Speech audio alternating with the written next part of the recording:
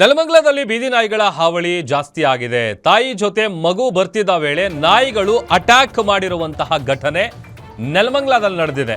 ದಿನದಿಂದ ದಿನಕ್ಕೆ ನೆಲಮಂಗಲ ಭಾಗದಲ್ಲಿ ಬೀದಿ ನಾಯಿಗಳ ಹಾವಳಿ ಜಾಸ್ತಿ ಆಗ್ತಾ ಇದೆ. ತಾಯಿ ಜೊತೆ ಮಗು ಬರ್ತಿದ್ದ ವೇಳೆ ನಾಯಿಗಳು ದಾಳಿ ನಡೆಸಿದೆ. ನೆಲಮಂಗಲ ಸರ್ಕಾರಿ ಆಸ್ಪತ್ರೆಯಲ್ಲಿ ಚಿಕಿತ್ಸೆ ಪಡಿತಾ ಇದ್ದಾರೆ.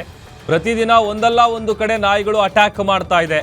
ನೆಲಮಂಗಲ ಸುತ್ತಮುತ್ತ 70,000 ಬೀದಿ ನಾಯಿಗಳಿದೆ. ಮಾಂಸದ ರುಚಿಗೆ ಬಿದ್ದು ಮಕ್ಕಳ ಮೇಲೆ ನಾಯಿಗಳು ಅಟ್ಯಾಕ್ ಮಾಡ್ತಾ ಇದೆ.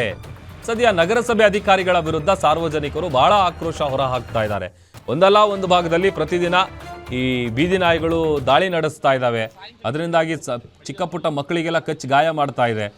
ಆಮೇಲೆ ಈ ಮಾಂಸದ ಅಂಗಡಿಗಳ ಮುಂದೆ ಎಲ್ಲ ಅದಕ್ಕೆಲ್ಲ ಚಿಕನ್ ಪೀಸು ಮಟನ್ ಪೀಸ್ ಎಲ್ಲ ಹಾಕಿ ರೂಢಿ ಮಾಡಿರ್ತಾರೆ. ಅದಕ್ಕೆ ರುಚಿ ಬಿದ್ದಿರ್ತವೆ. ರೋಡಲ್ಲಿ ಹೋಗುವಂಥ ಪುಟ್ ಮಕ್ಕಳನ್ನು ಅಟ್ಯಾಕ್ ಮಾಡೋದು.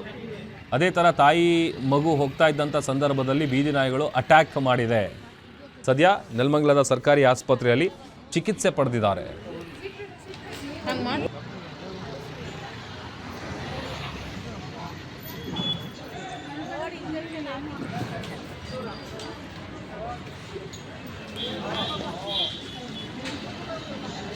ಏನು ಆಗ್ಬಿಡೋದು